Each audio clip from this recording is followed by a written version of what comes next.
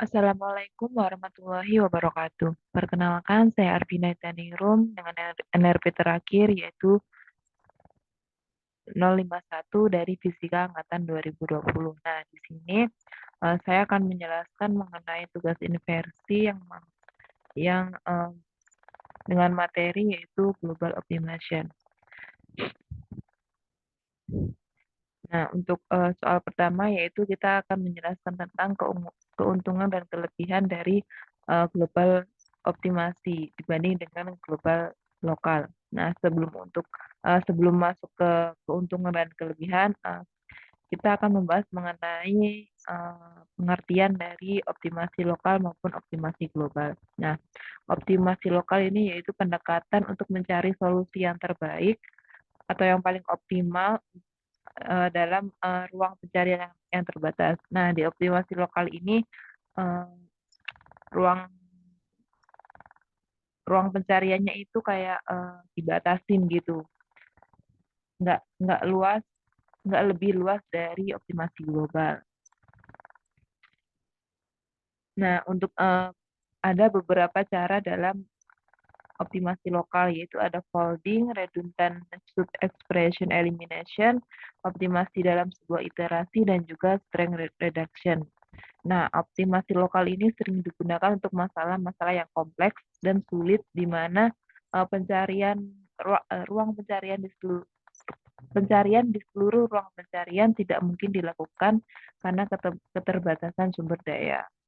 Terus kemudian sedangkan optimasi global yaitu pendekatan yang digunakan untuk mencari solusi yang terbaik atau paling optimal dalam suatu ruang pencarian yang lebih luas dibanding optimasi lokal.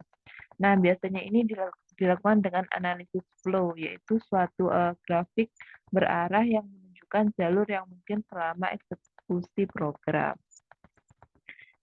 Terus kita bahas apa sih yang membedakan antara optimasi lokal dan juga optimasi global. Yang pertama yaitu optimasi lokal membatasi pencarian solusi di sekitar titik awal, sedangkan optimasi global itu pencarian pencarian solusinya itu lebih luas gitu jangkauannya dari titik awal. Terus kemudian optimasi lokal itu lebih cepat karena iterasinya lebih sedikit dibanding optimasi lokal karena daripada optimasi global. Karena pada optimasi global karena ruang pencariannya lebih luas sehingga iterasi yang digunakan itu juga harus lebih banyak dibanding optimasi lokal. Terus apa sih keuntungan dan kelebihan dari optimasi lokal maupun optimasi global? Untuk optimasi lokal ini keuntungannya yang pertama yaitu lebih cepat karena iterasinya lebih sedikit dan juga ruang pencariannya itu lebih lebih kecil atau mendekati titik awal. Kemudian yang kedua, optimasi lokal lebih sederhana sehingga lebih mudah dimengerti dan dapat diimplementasikan dalam permasalahan yang sederhana pula. Kemudian kekurangan dari optimasi lokal yaitu sering terjebak dalam minimum lokal di sekitar titik awal tetapi tidak mendapatkan solusi global. Terus kemudian solusi yang ditemukan itu tidak selalu optimal secara global. Jadi hanya optimal secara lokal namun ketika dimasukkan ke optimasi global itu tidak sesuai gitu. Terus kemudian sedangkan optimasi global itu keuntungannya yang pertama yaitu optimasi global dapat menemukan solusi global yang terbaik dan cakupan pencarian yang lebih luas dari titik awal. Kemudian optimasi global itu lebih fleksibel dan pencarian yang lebih kompleks sehingga pencarian solusi yang jauh dari titik awal pun juga dapat dijangkau. Kemudian untuk kekurangannya yaitu yang pertama membutuhkan waktu pengoperasian yang lebih lama dibandingkan optimasi lokal karena lebih membutuhkan iterasi yang lebih banyak karena itu tadi ruang pencariannya itu eh, lebih besar atau jauh dari titik awal. Terus yang kedua memiliki resiko terjebak dalam minimum lokal karena terlalu luas ruang pencarian atau lebih kompleks gitu bermasalahnya. Kemudian kita akan masuk ke soal yang nomor 2. Nah, di sini kita diberikan permasalahan dengan persamaan D-true, yaitu cos omega 0 M1 X plus M1 kali M2 dengan true model M1 2,5, M2 6, dan juga omega 0 yaitu 20 dengan X 0 sampai 2. Nah, untuk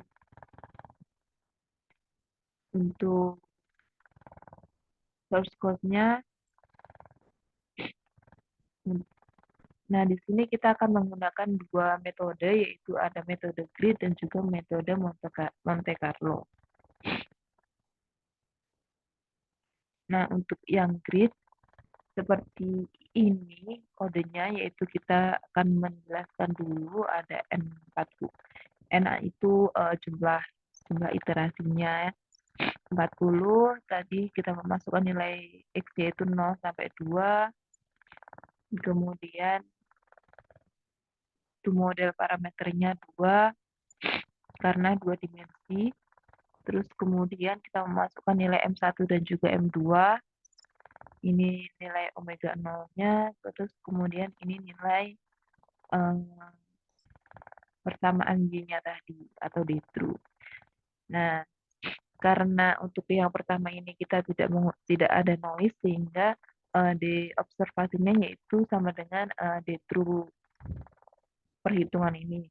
Nah, kalau dikasih noise, maka ini nanti dibuka sehingga nanti ini merupakan seberapa kita akan memberikan noise pada data tersebut gitu. Terus kemudian kalau diberikan noise, D-ops-nya menjadi D-true plus random. Kemudian ini kita membuat hasil grafik, yaitu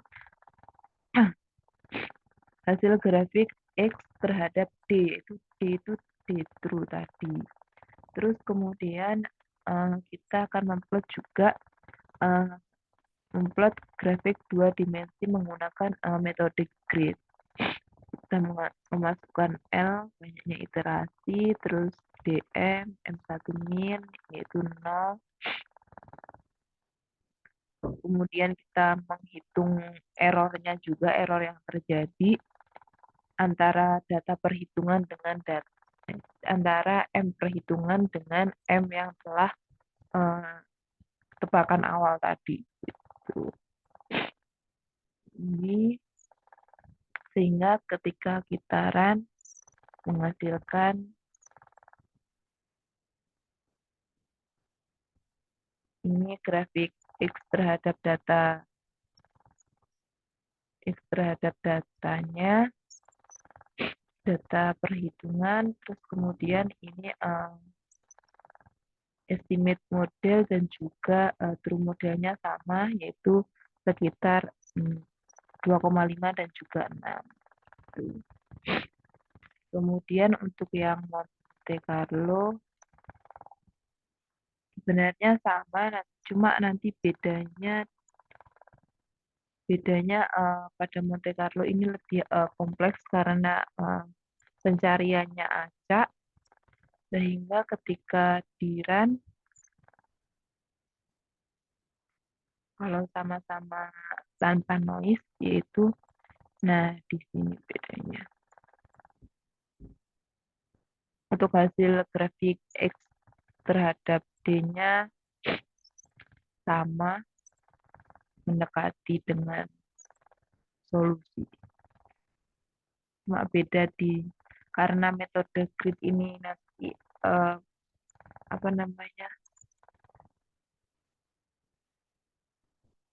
pencariannya itu kan di dekat titik awal, sehingga ada beberapa pendekatan itu hanya dipilih satu, sedangkan metode Monte Carlo ini kan pencariannya secara acak, jadi ada berbagai titik yang diduga gitu, tapi yang paling mendekati itu ini gitu.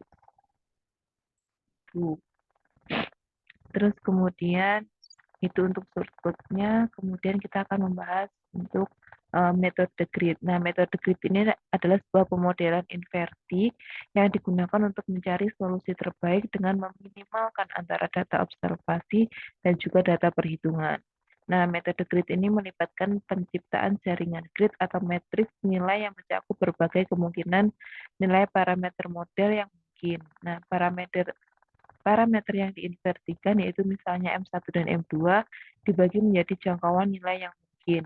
Grid atau matriks nilai-nilai yang akan diuji kemudian dibuat dengan langkah step size tertentu di seluruh jangkauan nilai tersebut.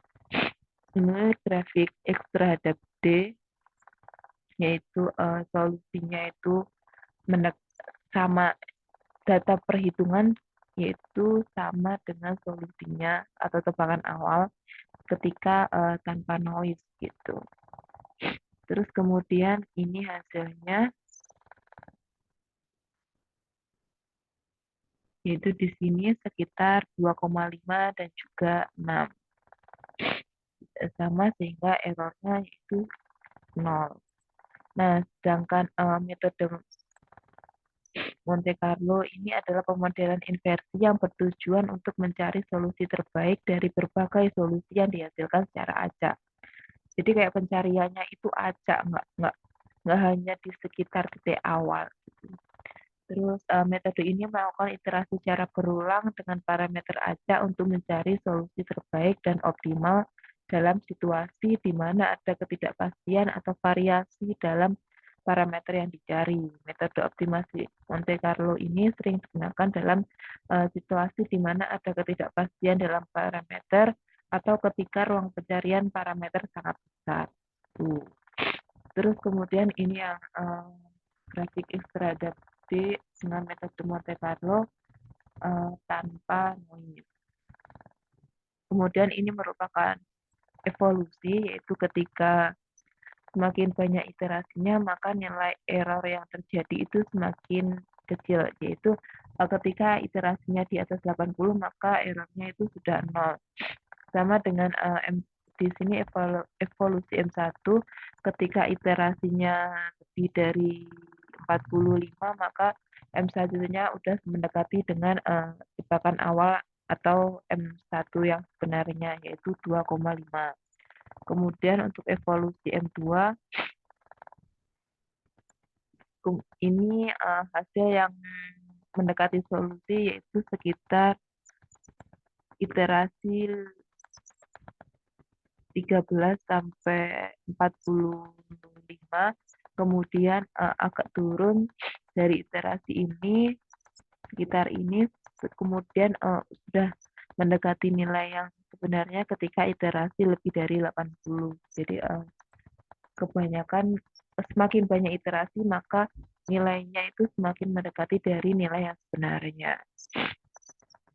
Kemudian karena metode Monte Carlo merupakan pencarian secara acak, maka banyak pendugaan titik M atau pemodelan dari M.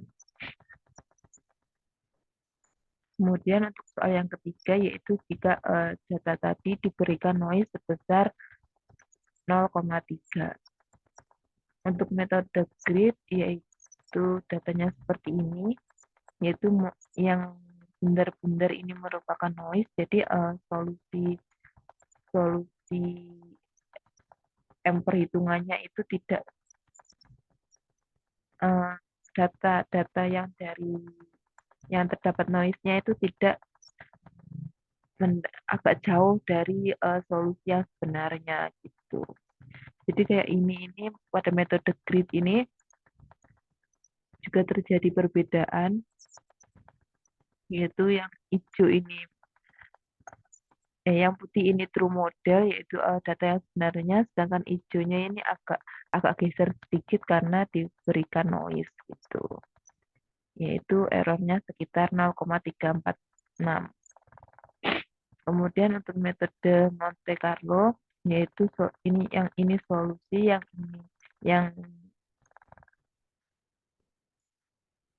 yang ungu ini merupakan solusi, sedangkan yang hitam ini merupakan data perhitungan. Jadi kayak ketika diberikan noise itu data perhitungannya agak melenceng dari solusi yang sebenarnya.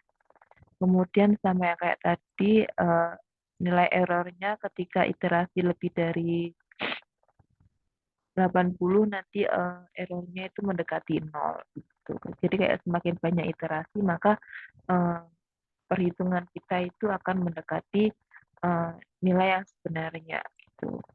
Kemudian untuk M1-nya akan mendekati solusi ketika iterasinya lebih dari 50. Sedangkan M2-nya akan mendekati solusi ketika iterasinya sekitar 60-an gitu. Karena metode Monte Carlo jadi titik praduganya banyak, ini titik true modelnya yang hijau ini, sedangkan titik yang putih-putih ini merupakan pendugaan awal gitu. Kemudian dari hasil iterasi tersebut dapat disimpulkan bahwa metode grid karena menguji solusi pada titik tertentu dalam grid, metode ini cenderung memberikan hasil yang lebih akurat di sekitar solusi optimal. Namun ini hanya berlaku jika grid cukup halus dan juga jumlah evaluasi yang diperlukan tidak terlalu besar atau iterasinya itu tidak terlalu besar. So.